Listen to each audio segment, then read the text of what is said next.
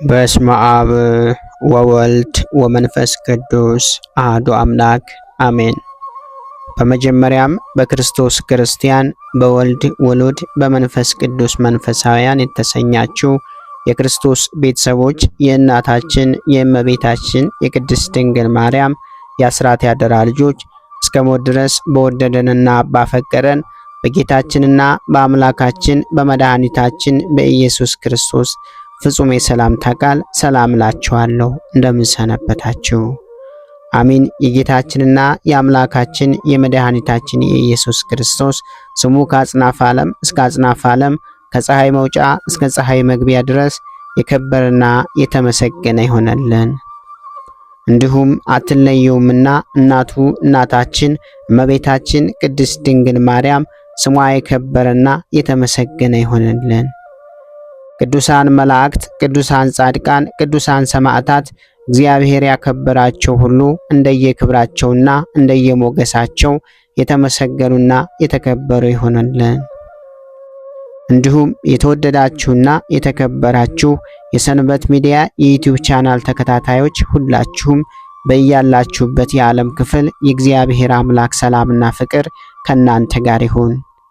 ይህንን መርሃ ግብር በየሥራ ቦታችሁ በየመኖሪያ ቤታችሁ ሆናችሁ በእምነት የምታደምጡ የቅዱሳኑ ረድኤትና በረከት ከናንተ ጋር ነው። እንዲሁም ከጠላታችን ከዲያብሎስ እስራት እንፈታለን፣ ከያዘንም ደዌ እንድናለን። ሁላችሁም የሰንበት ሚዲያ ዩቲዩብ ቻናል ተከታታዮች በሀገር ውስጥም በሀገር ውጭም ያላችሁ ይህንን መንፈሳዊ ቻናል ሁልጊዜ በየዕለቱ ሰብስክራይብ፣ ላይክ፣ ሼር በማድረግ አገልግሎቱን እንድትደግፉና ያላችሁን ሐሳብና አስተያየት በኮመንት ስር እንድታስቀምጡልን እንጠይቃለን። እንዲሁም የየዕለቱን መርሃ ግብሮች ሁልጊዜ በዚህ ቻናል ስለምንለቅ መርሃ ግብሮቹን በቻናላችን በመግባት እንድትከታተሉ ስንል በአክብሮት እንጋብዛለን። በድጋሚ እግዚአብሔር አምላክ ሰላምና ፍቅር ከእናንተ ጋር ይሁን። እንኳን በታኅሳስ 14 ቀን ታስበውና ተከብረው ለሚውሉ ለቅዱሳን በዓላት በዚች ቀን ከፍ ከፍ ካለች ከመኑፍ ከተማ ቅዱስ ስምዖን በሰማዕትነት ያረፈበት የዕረፍቱ መታሰቢያ በዓል በሰላም አደረሳችሁ አደረሰን። ቅዱስ ስምዖን በእስላሞች ዘመን ከመሳፍንቶቻቸው ከአንዱ ጋር ተከራከረና ቅዱስ ስምዖን ረትቶ አሳፈረው። ያም እስላም ወደ መሳፍንቱ አለቃ ሄዶ ይህ ስምዖን የእስላሞችን ሃይማኖት ያቃልላል ብሎ ወነጀለው። ስለዚህም ይዘው በጽኑ ስቃይ አሰቃዩት። ከዚህም በኋላ ራሱን በሰይፍ ቆረጡት። የሰማዕትነት አክሊልንም በመንግሥተ ሰማያት ተቀበለ። እግዚአብሔር ምስጋና ይሁን። እኛንም በቅዱሳኑ ጸሎት ይማረን፣ በረከቱም ከኛ ጋር ትኖር ለዘላለሙ አሜን። በዚች ቀን ቅዱስ አባ በሆርና አረጋዊ ሚናስ በሰማዕትነት አረፉ። በረከታቸውም ከኛ ጋር ትኖር ለዘላለሙ አሜን። በዚህ ዕለት ታስበውና ተከብረው የሚውሉ ቅዱሳን መርምህናምና እህቱ ሳራ 40 ናቸው። በዚች ቀን መርምህናምና እህቱ ሳራ 40 አገልጋዮቹ በሰማዕትነት አረፉ። የዚህም ቅዱስ አባቱ የአቶር ንጉሥ የተቀረጹ ስማቸው ቤል፣ አጵሎን የሚባሉ ጣዖቶችን የሚያመልክ ነው። እናቱ ግን ክርስቲያን ናት። ይህም ቅዱስ መርምህናም ወደ ዱር ሄዶ አራዊትን ያድን ዘንድ እንዲፈቀድለት አባቱን ለመነው። በፈቀደለትም ጊዜ ወደ እናቱ ሄዶ አራዊትን ለማደን ወደ በረሃ ሄዳለሁ አላት። እናቱም የሰማይና የምድር አምላክ እግዚአብሔር በላይህ በረከት ያሳድር አለችው። ከዚህም በኋላ ከ40 ፈረሰኞች አገልጋዮች ጋር ወጥቶ ሄደ። መቅሎብ ወደሚባል ተራራ ደርሶ በዚያ አደረ። በሌሊትም የእግዚአብሔር መልአክ ጠራው፣ እንዲህም አለው፣ መርምህናም ሆይ ተነስተህ ወደ ተራራው ላይ ውጣ። ስሙ ማቴዎስ የሚባል ቅዱስ ሰው ታገኛለህ፣ የሕይወትን ነገር ይነግርሃል አለው። ሲነጋም ወደ ተራራው ወጣ። እንደ በግ ጠጉር ለብሶ አባ ማቴዎስን አገኘው። መርምህናም ባየው ጊዜ ፈራ። ቅዱስ አባ ማቴዎስም ልጄ ሆይ ወደ እኔ ቅረብ፣ እኔም የእግዚአብሔር ፍጥረት ሆንኩ እንዳንተው ሰው ነኝ አለው።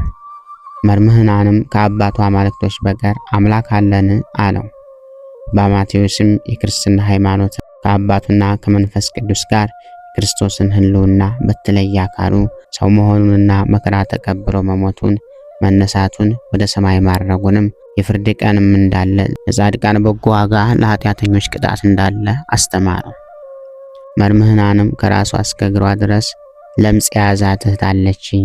የአምላክን ስም ጠርተህ በጸሎትህ ብታድናት እኔ አምንበታለሁ አለው። አባ ማቴዎስም እኔ አድናታለሁና በአንድነት እንውረድ አለው። ከተራራው በወረዱ ጊዜ አባ ማቴዎስን በመንገድ ትቶ ቅዱስ መርምህናን ወደ እህቱ ሄዶ ሁሉን ነገራት።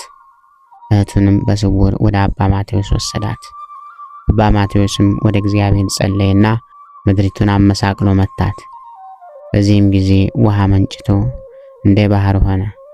ወደ ባህሩም አውርዶ እጁን በራሳቸው ላይ አድርጎ በአብ በወልድ በመንፈስ ቅዱስ ስም አጠመቃቸው። አሽከሮቹን 40 ሰዎችንም ስጋውንና ደሙን አቀበላቸው። ወዲያውኑ ሳራ ከለምጿ ነጻች።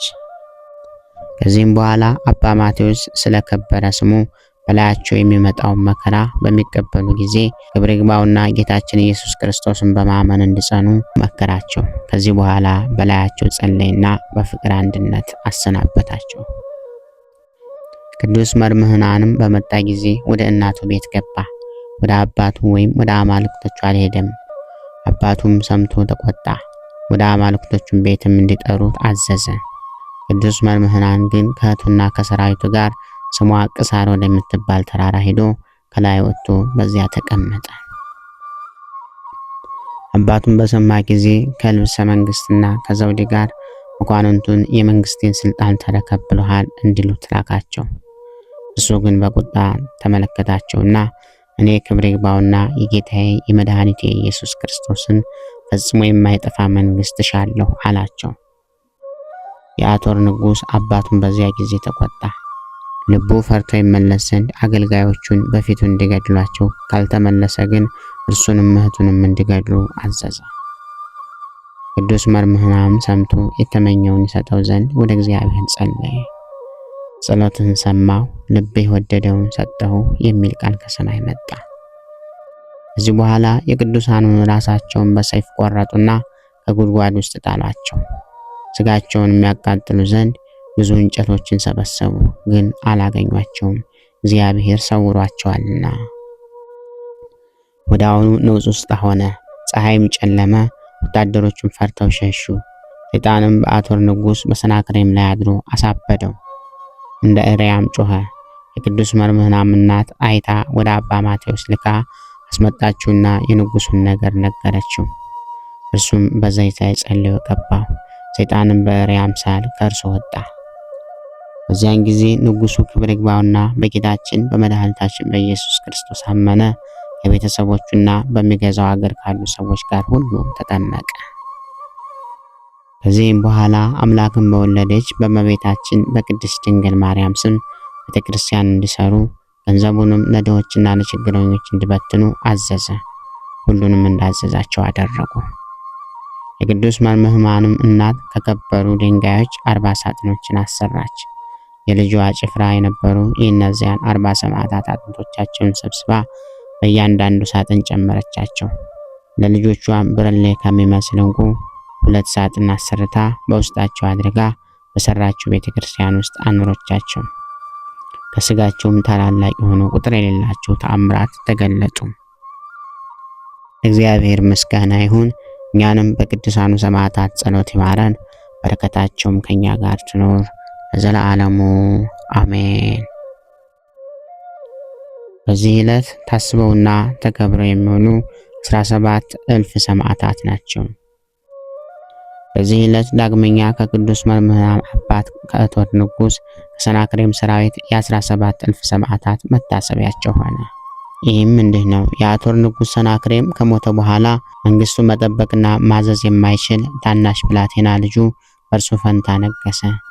ግን እናቱ ስለ እርሱ ሹሞችን ታዛቸዋለች፣ እነርሱም ይታዘዙላት ነበር። ከለዳዊ ንጉሥም ይህንን በሰማ ጊዜ የአቶርን መንግስት ለመውሰድ ስለዚህ ሰራዊቱን ሰብስቦ ለመዋጋት መጣ። የሰናክሬምም አሽከሮችና መቃብሩን ጠባቂዎች የሆኑ የቅዱስ መርምህናን አሽከሮች ሊከለክሉ ወጡ። ከለዳውያን ንጉስም አሸንፎ ከተማይቱን ከፍቶ ገባ። ብላቴናውንም ንጉስ ይዞ ከእናቱ ጋር ገደለው። ከዚህም በኋላ የአቶር ሀገር ሰዎች ተገዙለት። በላያቸውም ነግሶ መንግስትን ያዘ። ከጥቂት ቀኖችም በኋላ የአቶርን ሀገር ሰዎች ሰብስቦ ስለ ሃይማኖት ጠየቃቸው። እነርሱም ክርስቲያን ነን አሉት። እርሱም ለጣዖት እንዲሰግዱ አዘዛቸው። ከእነርሱም ውስጥ ሃይማኖታቸውን ለውጠው ለጣዖት የሰገዱ አሉ። የቅዱስ መምህራንና የአባት አገልጋዮች መጥተው እንዲህ አሉት፣ እኛ የክርስቶስ አገልጋዮች የሆነ በግልጥ ክርስቲያኖች ነን። ጌታችን ያስተማረን ሃይማኖታችንን አንክድም፣ በእኛ ላይ የፈለግከውን አድርግ አሉት። በዚያም ጊዜ ተቆጣ፣ የገድሏቸውም ዘንድ አዘዘ። ቁጥራቸውም 170 ሺህ ሆነ።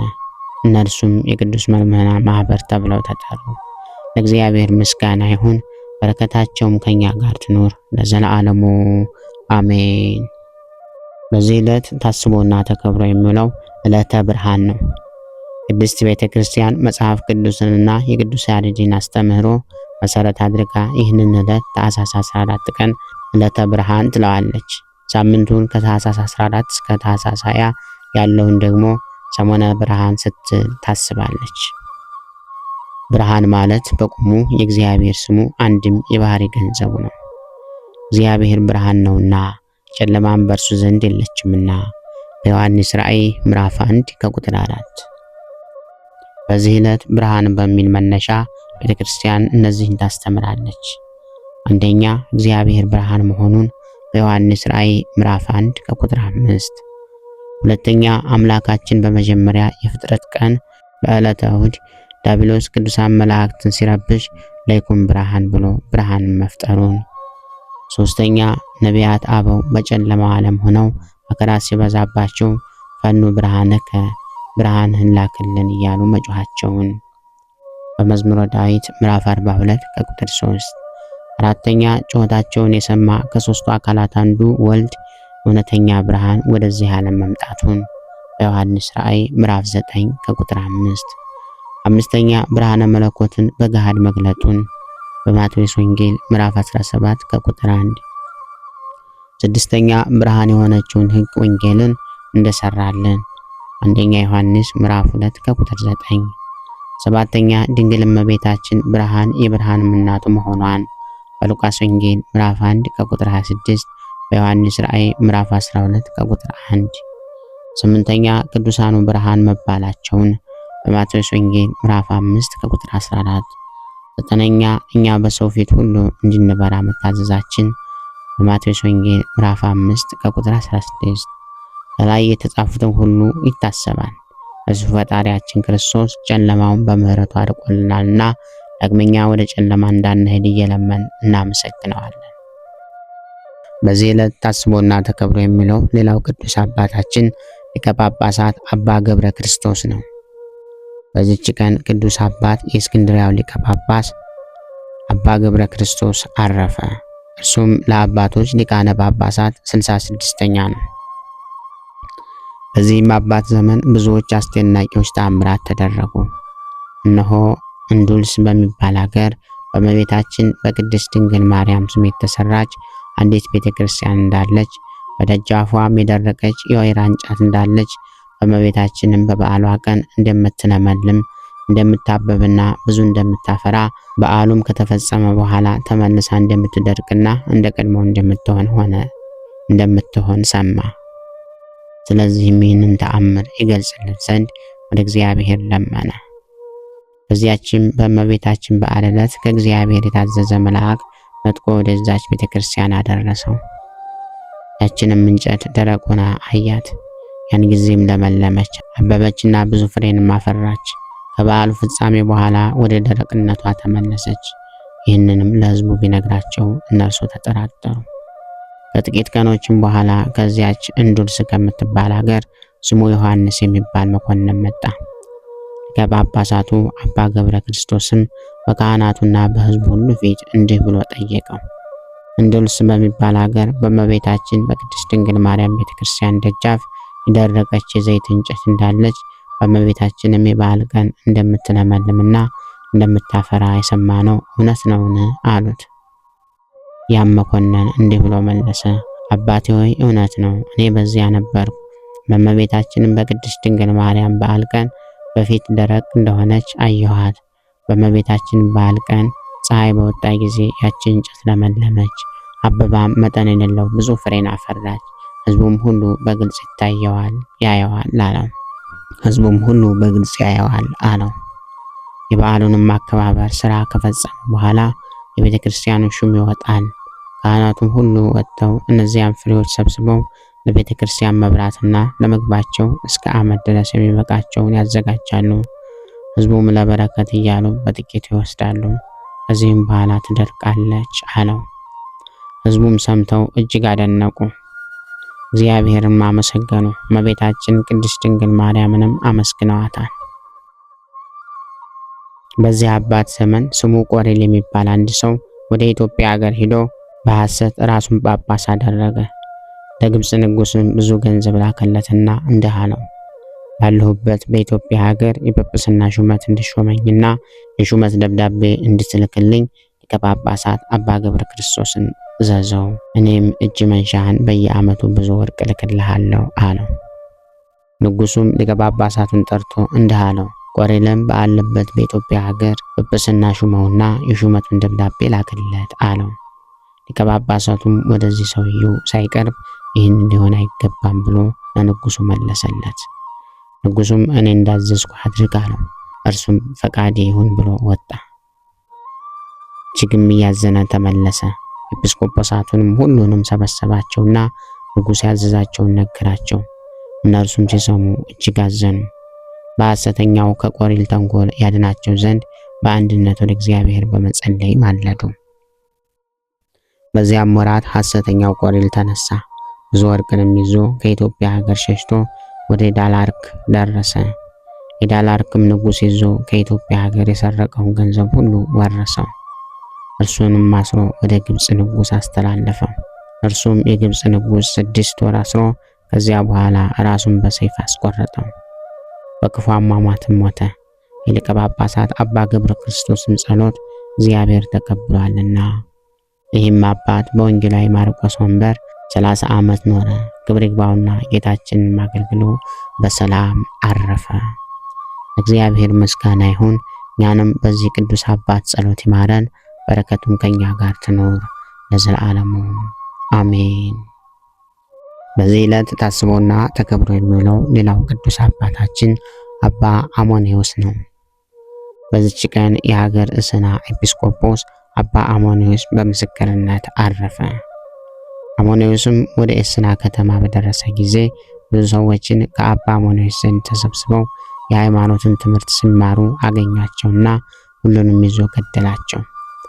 አባ አሞኔዎስንም ግን አስሮ ወሰደው፣ ለጣዖትም እንዲሰግድ ብዙ አግባባው። አባ አሞኔዎስም ለፈጣሪ እግዚአብሔር ትሰግድ ዘንድ እርሱንም ብቻ ታመልክ ዘንድ ተጽፏልና ከንቱ የሆነ የእንቆቅልሽ ጨዋታችሁን ብላሽ የሆነ ነገራችሁን መስማት አልወድም። የረከሱ አማልክቶቻችሁን ማየት አልሻም። ፈራሽ በሆነ የጣዖት ቤታቸውን መመላለስን የከረፋ የሸተተ ማዕጠንታቸውንና መሰዊያቸውንም አልይዝም አለው። መኮንኑ አርያኖስም የዚህ አባት ልብ ፈጽሞ እንደማይበገር ባየ ጊዜ በሕይወት ሳለ በእሳት እንዳቃጥሉ ታዘዘ። አባ አሞኔዎስም እስከሚጸልይ ጥቂት ይጠብቁት ዘንድ ወታደሮቹን ለመናቸውና እጆቹና እግሮቹ እንደታሰሩ ቆመ። የወንጌልንም ጸሎት ጸለየና ሀገሩን ሕዝቡን በክርስቶስ የሚታመኑት ሁሉ ባረከ። ዳግመኛም ስለ መኮንኑ አርያኖስ ጸለየ። በሰማዕትነት እንደሚሞት ስለ እርሱ ትንቢት ተናገረ። ደግሞ ነፍሱን አሰናበተ። ጸሎቱንም ሲፈጽም ወደ እሳት ወረወሩትና ያማረ ተጋድሎም ፈጸመ። ከዚያም በኋላ እሳቱ በጠፋ ጊዜ ከእሳት ቃጠሎ የነካው ሳይኖር ንጹሕ ሆኖ ስጋውን አገኙት። በአማሩ ልብሶችም ገንዘው በእንጽና ከተማ በስተምዕራብ የንጉሥ በጥሊሞስ ልጅ ንጉሥ አክላዎጳጥራ ባሰራችው ግንብ ውስጥ ቀበሩት። ከስጋውም ታላላቅ አስደናቂዎች ተአምራት ተገለጡ። እግዚአብሔር ምስጋና ይሁን። እኛንም በቅዱሳኑ ጸሎት ይማረን፣ በረከቱም ከኛ ጋር ትኖር ለዘላለሙ አሜን። በዚህ ዕለት ታስባና ተከብራ የምትሆን ሌላው ቅድስት እናታችን ቅድስት ነሳሂት ናት። በዚች ቀን የውሲም ኤጲስቆጶስ አባ ያዕቆብ ስለ እርሷ እንደተናገረ የሮም ንጉሥ ልጅ ስሟ ነሳየት የተባለች የዕረፍቷ መታሰቢያ በዓል ነው። እንዲህም አለ። በአንዲት ዕለት አምላክን በወለደች በእመቤታችን በቅድስት ድንግል ማርያም ቤተ ክርስቲያን ውስጥ እያለሁ የገዳሙን ደጅ ሰው ሲያንኳኳ ሰማሁ። ተነስቼም ወደ በሩ ሄድኩ። ያረጀ አደፍ የለበሰ ፊቱንም የተሸፋፈነ ሰው አየሁ። ከወዴት መጣ? ወዴት ትሄዳለህ? አልሁት። ከአባ መቃርዮስ ገዳም መጣሁ። በዚች ሌሊት ከዚህ ገዳም አድሬ ቁርባንን መቀበልሻለሁ አለኝ። ያን ጊዜም ቅዳሜ ሰንበት ነበረች። እኔም ፊትህን ካላሳየኝ አልከፍትልህም አልሁት። እርሱም ፊቴን ማየት አትሻ፣ ፊቴ በኃጢአት የጨለመ ነውና ፊቴንም የሚያይ የከፋች ሥራዬ ትታየዋለችና አለኝ። በከለከልኩትም ጊዜ ወደ ዱር ሊመለስ ወደደ። እኔም ተርቦ ወይም ተጠምቶ እንደሆነ ብዬ በልቤ አሰብኩ። ስለዚህም ከፈትኩለትና ወደ ማደሪያ ያስገባሁት፣ መብልንም አመጣሁለት። እርሱም ከነገ ቁርባን በኋላ በቀር እኔ አልበላም በማለት እምቢ አለኝ። ከዚህም በኋላ ወደ ቤተ ክርስቲያን ገባና በጨለማ ቦታ ቆመ። ከዚያ ያለው መነኮሳትም እስካደነቁ ድረስ የዳዊትን መዝሙር ሲያነብ ድምፁን እንደ መላእክት ድምፅ ሆኖ ሰማሁት። በነጋም ጊዜ በእግሮቹ ላይ ተቀመጠ። ምንም ማንበብ አልሻም። እኛ ግን ይጸልይ ዘንድ ልንለምነው ቀረብ። እርሱም አባቶች ሆይ በበደሌ ብዛት ፊቴን ያጨለምኩ ስሆን ስለ እናንተ እንዴት ጸልያለሁ አለን። ቅዱስ ቁርባንንም በምናሰርግበት ጊዜ በእግሩ ቆሞ የጳውሎስን መልእክት የሐዋርያትን መልእክትና የሐዋርያትን ሥራ ማንበብ ጀመረ። በአራተኛውም ጊዜ በመሠዊያው ፊት ቆሞ የዮሐንስን ወንጌል ማንበብ ጀመረ። በፊቱም ላይ የተከናነበውን ልብስ አስወገደ። ከፊቱም ብርሃን ገናናነት የተነሳ ሊያዩት አልተቻላቸውም። እኛ ቁርባንን ከተቀበልን በኋላ ቆረበ። ከነገሥታት ልጆችም ወገንም እንደሆነ ተጠራጠር።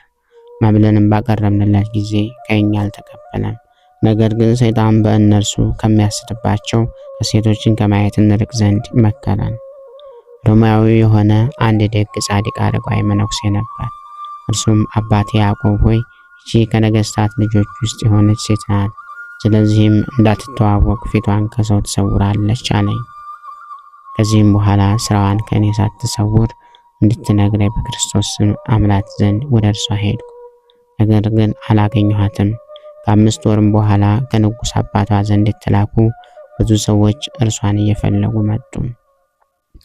እነርሱም ቤተሰቦቿ ከተኙ በኋላ በሌሊት እንደወጣች እነርሱም እርሷን ሲፈልጉ 12 ዓመት እንደሆናቸው ስራዋን ነገሩን። ከዚህም በኋላ መጻተኞች ሰዎች በዚህ ቀን እንዳረፈች ነገሩን።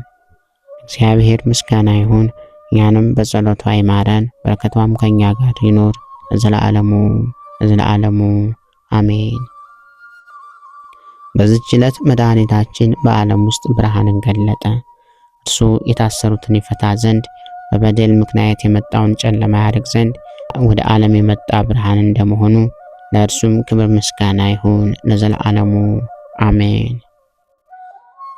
በታኅሳስ 14 ቀን ታስበውና ተከብረው የሚውሉ የቅዱሳን በዓላት፦ ዕለተ ብርሃን ቅዱስ መርምህናምና እህቱ ሳራ 40 ሰማዕታት የቅዱሱ ተከታዮች 170,000 ሰማዕታት የቅዱስ ሰራዊት ቅዱስ ነሳይት ቡሩክት ቅዱስ ስምዖን ሰማዕት ቅዱስ አሞኒዎስ ሰማዕት አባ ክርስቶስ ሊቀ ጳጳሳት ናቸው።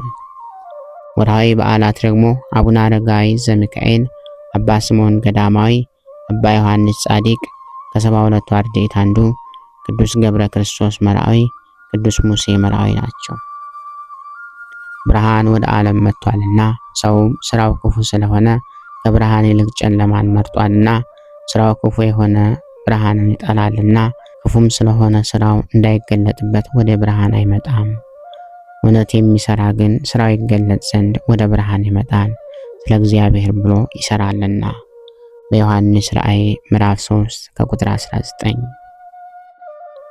ጌታ ሆይ ከብልጽግናቸው ብዛት የተነሳ ብዙ መባን ካገቡት ይልቅ የድሃይቱን አነስተኛ መባ እንደተቀበልክ ለሁል ጊዜ የሚያገለግለውን አእላፍ መላእክት እያሳሰብኩ በችግሬ ጊዜ የማቀርብልህን ምስጋና ተቀበል። እናንተም ቅዱሳን ነቢያት፣ የወንጌል ሰባኪያን ሐዋርያት፣ ሰማዕታትና ጻድቃን፣ ትጉሃን መላእክት፣ ፍጹማን ደናግል እንዲሁም ደጋጎች መነኮሳት ሆይ ልጅ አዋቂ ሳይለይ የምንሰበሰብበትን የጉባኤ ቦታ ባርኩ። ይህንን መጽሐፍት አዘጋጅቶ ብራና ዳምጦ የጻፈውና ያጻፈውን ከግዕዝ ወደ አማርኛ የተረጎመውን ቃለ ንባቡን በእርጋታ መንፈስና በተመስጦ ሕሊና ያዳመጠ በደለኛን ሁሉ የምታስምር የጌታ እናት በማርያም ጸሎት ኢየሱስ ክርስቶስ ሆይ በአንድነት ይማረን። ኢየሱስ ክርስቶስ ሆይ በአንድነት ይማረን። ኢየሱስ ክርስቶስ ሆይ በአንድነት ይማረን። ልብህን በእርጋታ ኑረው። የሁሉም መጨረሻና የሁሉም አገልጋይ ለመሆን በጣም ትጋ።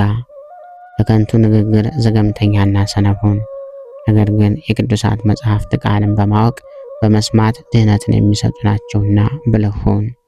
ታላቁ ቅዱስ ባስልዮስ ዘቂሳርያ። ክብር ምስጋና ይሁን እንደ አምላክ ለሚሆን ለአብ ለወልድ ለመንፈስ ቅዱስ ስም እስከ ዘለዓለሙ አሜን። ወስብሐት ለእግዚአብሔር ወለወላዲቱ ድንግል ወለመስቀሉ ክቡር። ይቆየን።